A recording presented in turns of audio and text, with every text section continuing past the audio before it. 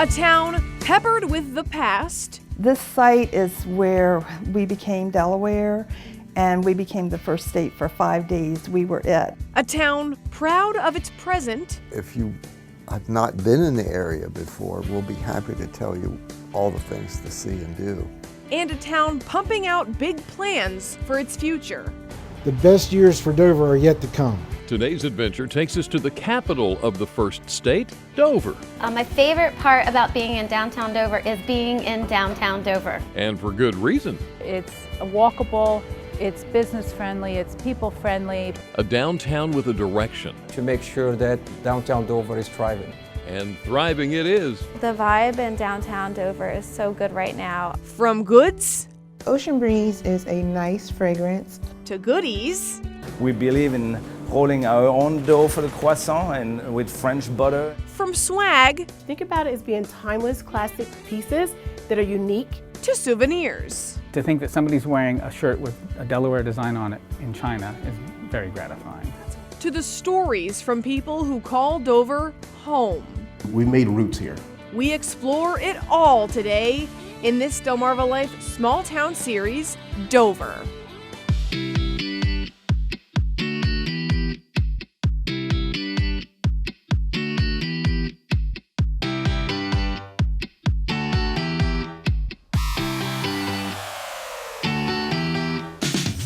Yeah, we have been looking forward to this show for so long. You have done so much work Oh, it's been awesome. on Dover. I'm so excited that it's Dover Day. Can't wait to see what you have to share with us. Katie's really sitting in for Lisa one more time today. It's wonderful to have you here. So excited to be here. This is awesome. Yeah. It's going to be great. Totally jazzed. Okay, but here's the thing about Dover. Okay. It is, of course, the capital of the first state. It's packed with history. Okay, so for instance, you probably know exactly when Delaware became the first state, right, Jimmy? 1787. Correct. We were looking for a date, Oh. an exact date. So, good try. No, I'm just kidding. You're kind of right. So, there we go. Kind of. December 7th, 1787, when 13 delegates signed the Constitution in a tavern on the Green in Dover, and that's why December 7th is known as Delaware Day. Delaware Day. Boom. But of course, I learned a lot more on my travels to Dover, so we thought it would be fun. You're making me nervous now. Yeah, you should be nervous. We're going to give you a little quiz. A quiz? A quiz, I'm yes. getting a quiz. So you're getting a quiz. It's going to be true or false. We've Okay. got this guy going for us. So here Okay. you go. All right, yeah, Folks at okay. home, you guys play along too. Okay, Help so me out here, would you? You've got a 50-50 chance. So better than multiple choice. Usually need more than that, but okay. Right? All right, so here we go. True or false? You will not find a log cabin in Dover. That's false. You will find a log cabin in Dover. Ding! I got one. That's false. In fact, you will find the Swedish log house exhibit at the Delaware Agricultural Museum in Dover. Now, check this thing out. It's only one room. It's made up of white oak logs, no nails, by the way, just mud, oat holes, and grass. According to the museum, it was built in the late 17th or early 18th century and introduced by Swedish and Finnish colonists. Next, the Dover Air Force Base. We've all heard of it. We all know of its importance. But what do you really know about the Dover Air Force Base? Okay? Okay. True or false? The Dover Air Force Base has always had the same name. Always the Dover Air Force Base. Mm-hmm. No, that's false. I know that's false. Jimmy, you are just crushing this today. Telling ya. That is false. It was December 17th, 1941. Yes, just 10 days after the attack on Pearl Harbor, when what we know now as the Dover Air Force Base first opened as the Municipal Airport Dover Air Dome. After that, there were several base name changes, including the Dover Army Air Base, the Dover Sub Base, and the Dover Army Airfield. And in 1948, the base was renamed the Dover Air Force Base, and it's been called that ever since. That's what it's been. All right. Okay. You're doing well. 2 for 2. I hope I can stump you at some point. All right. On to another behemoth in Dover, the Dover International Speedway. Yes. Okay. Particularly Miles the Monster. True or false? Crews constructed Miles on location at the Speedway in Dover to simplify the task of assembling and mounting him at Victory Plaza. What do you think? True. Let's see. The answer is false. What? I gotcha. In fact, Miles the Monster was quite an undertaking, but so worth it.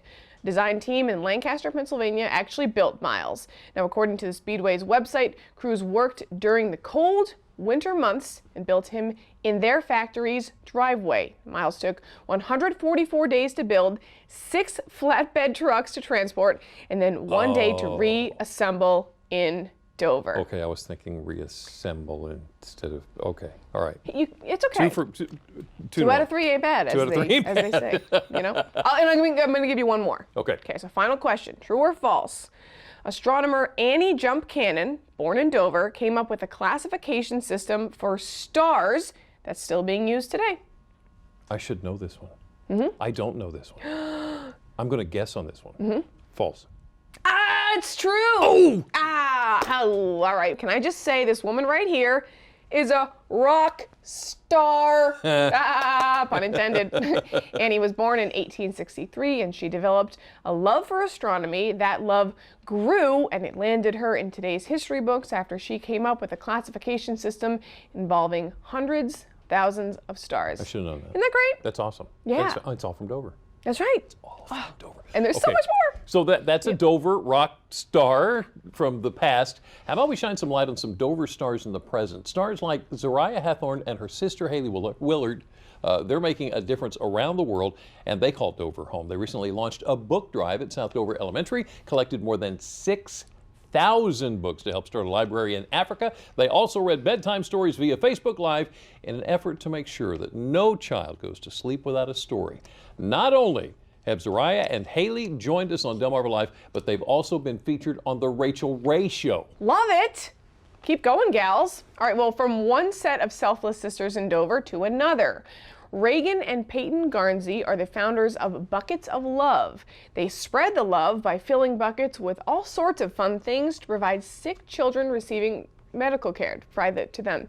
Now, they started distributing the buckets in Delaware, but their efforts have grown and they've now reached kiddos across the country. What's some great kids? Tell you what do you say we get more into the nitty-gritty of what makes Dover so delightful? I say let's do it. Let's do it. I can tell you firsthand, downtown Dover is bursting at the seams with so much excitement, and much of it is thanks to the Downtown Dover Partnership. We'll explain how collaboration is key. This is another collaboration that's clicking. Two best friends working together to make one booming business. We're going to dig up the details on My Roots and explain how just one visit can leave you feeling fantastic. We're also learning about the direction leaders in Delaware have for downtown Dover. It's one that they're helping to fund thanks to an incredible rebate program. And in fact, the owner of House of Coffee took advantage of it. And now her downtown shop is thriving. We'll explain how others can get on board with the boost. All that and so much more during this hour-long celebration of Dover as we take a look at the St. Jones watershed from Skycam 16. Delmarva Live will be right back.